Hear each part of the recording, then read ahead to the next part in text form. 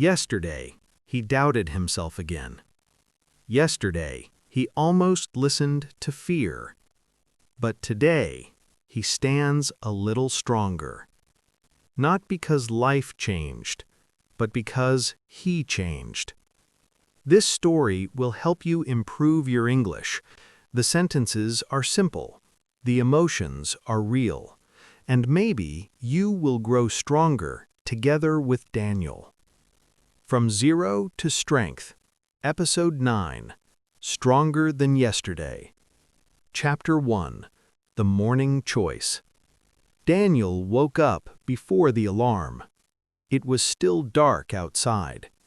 For a moment, he did not move. His body felt heavy.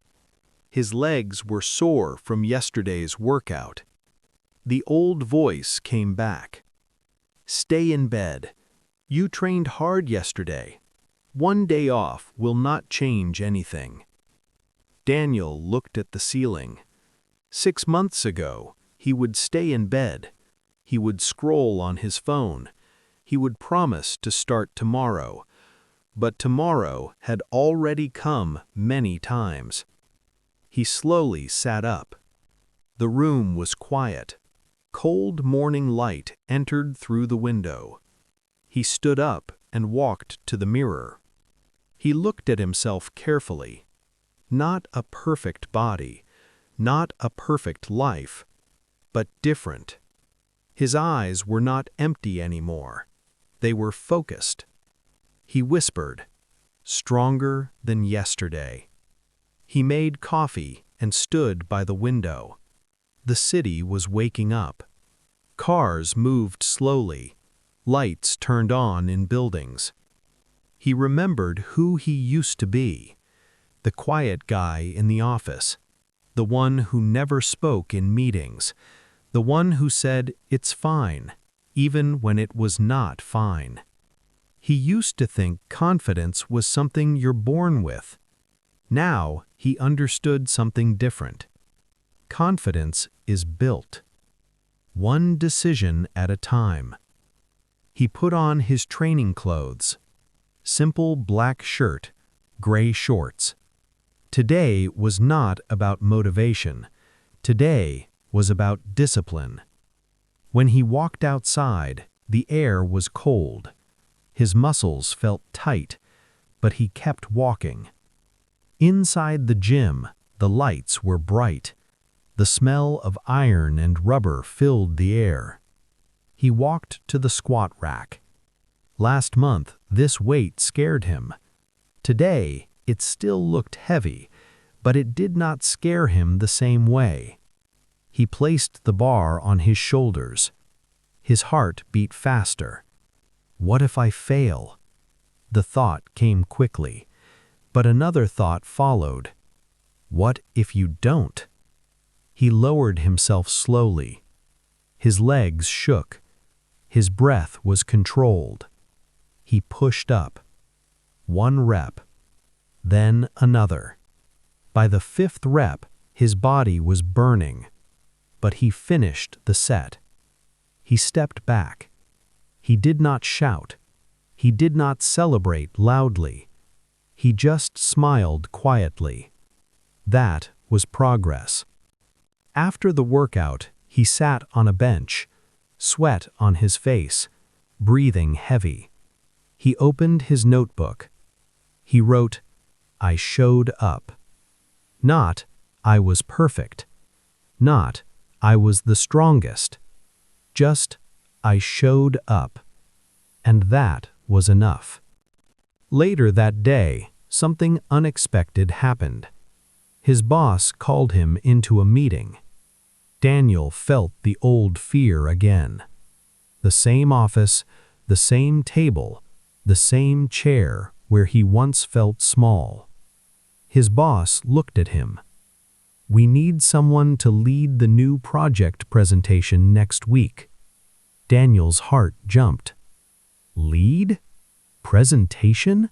In front of everyone? 6 months ago, he would say no immediately. "I'm not ready. Maybe someone else." But today, something inside him was different.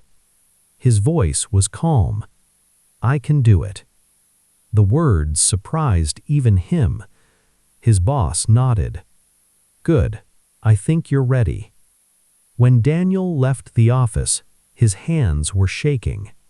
Not from weakness, from growth. He walked outside during lunch break. He needed fresh air. He stood near the street and took a deep breath. Fear was still there, but now fear did not control him. He understood something important. Being stronger does not mean you are not afraid. It means you move forward anyway. That evening, he trained again. Not because he felt motivated, but because he made a promise to himself. And Daniel was learning to keep promises. When he lay in bed that night, he felt tired, but peaceful.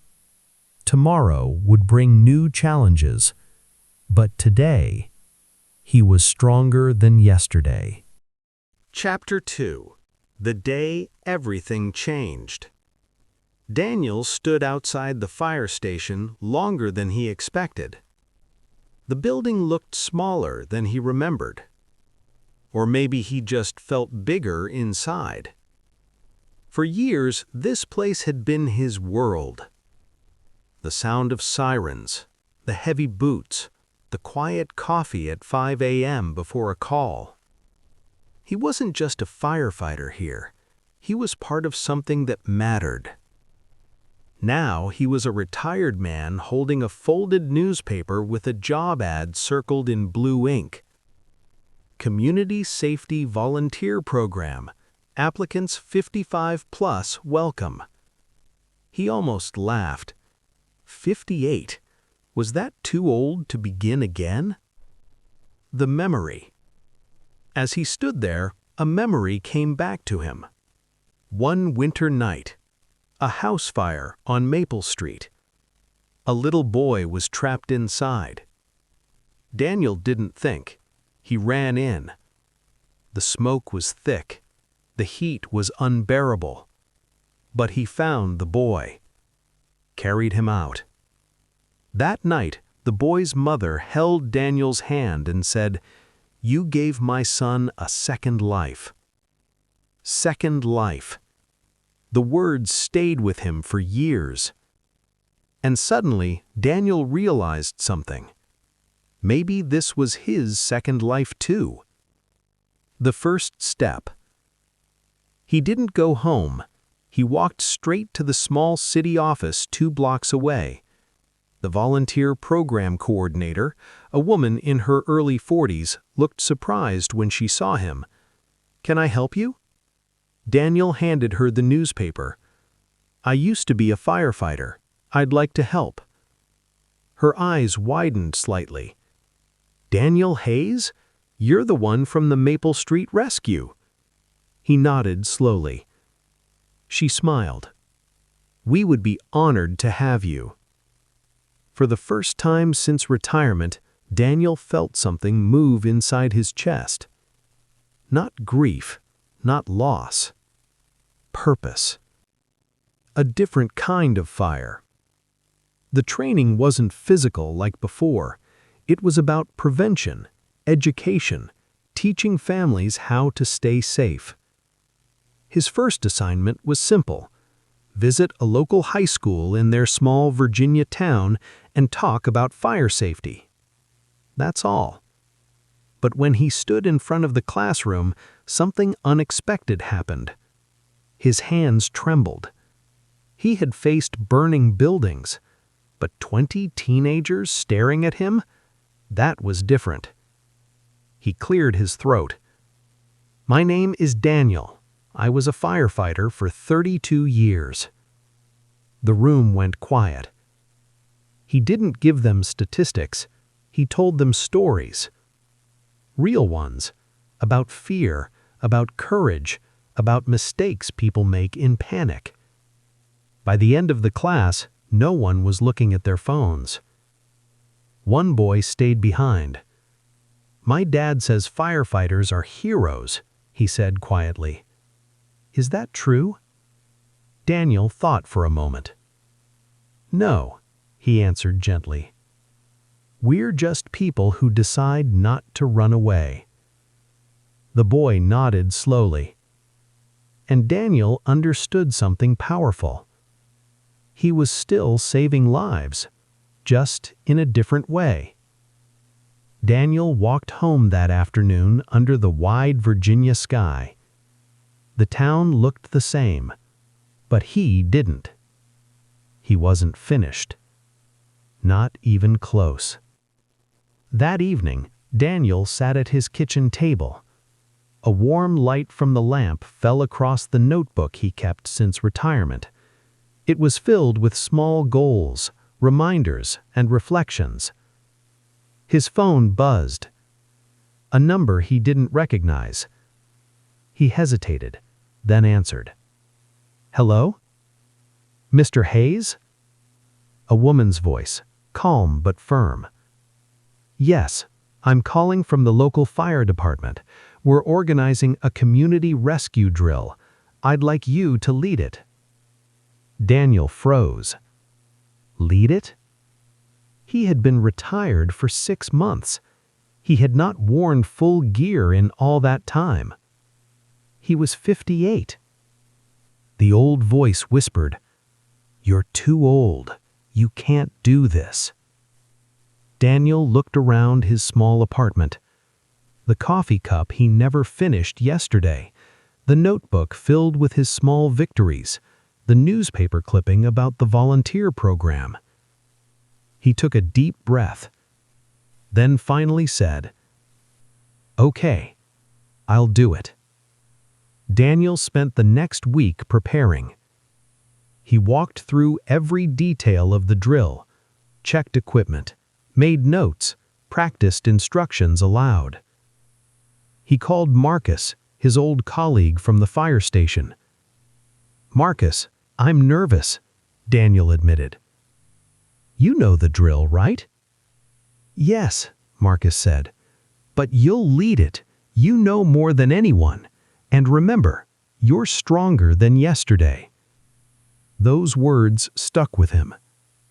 The day arrived. The sun was bright, the sky clear. Children, parents, and volunteers gathered in the park near the fire station. Daniel felt his heart racing. He remembered the boy he saved years ago, the first drill he ever led in this town. All the fears, doubts, and sweat. He took a deep breath, then stepped forward. Today, we learn how to stay safe. Fire safety can save lives. Your life, your family's life.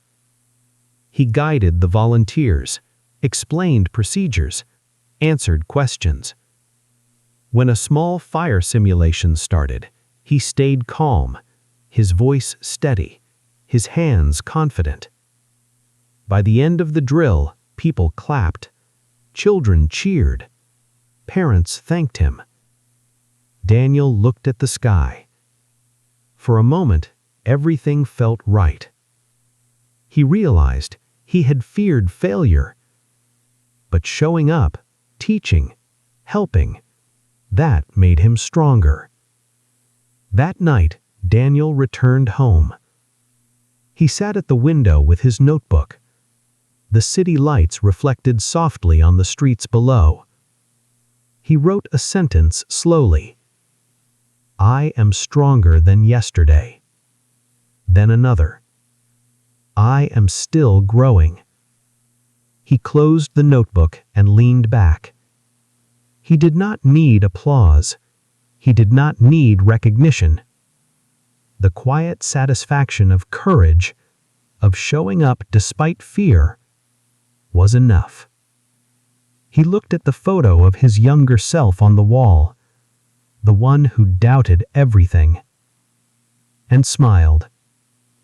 Tomorrow, he would face new challenges, new fears, new doubts. But today, he was proud. and stronger than yesterday.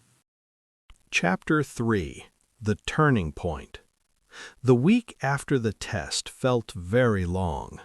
Daniel checked his phone many times a day. He checked his email again and again. Nothing. He went to work. He smiled at customers. He carried boxes.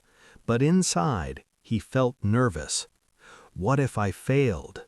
What if I am not strong enough? These are useful English questions. What if I failed? What if I am not good enough? Maybe you have asked these questions too.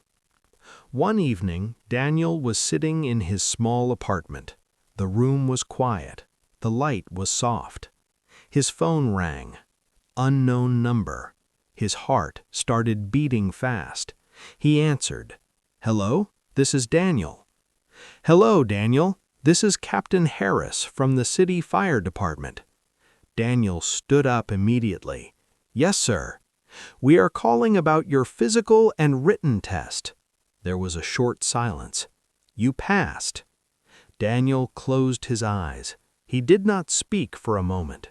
"You passed," the captain repeated. "The next step is the interview." "Thank you, sir," Daniel said. His voice was quiet but full of emotion. After the call ended, he stood in the middle of his apartment. He looked around. The same old walls, the same small kitchen, the same thin mattress, but everything felt different, because he was different. He picked up his phone and said softly, "I did not quit." That is an important sentence for your English and for your life. I did not quit. The interview day came. Daniel wore a simple, clean suit. He looked at himself in the mirror. He did not see the weak man from before. He saw someone serious, focused, ready.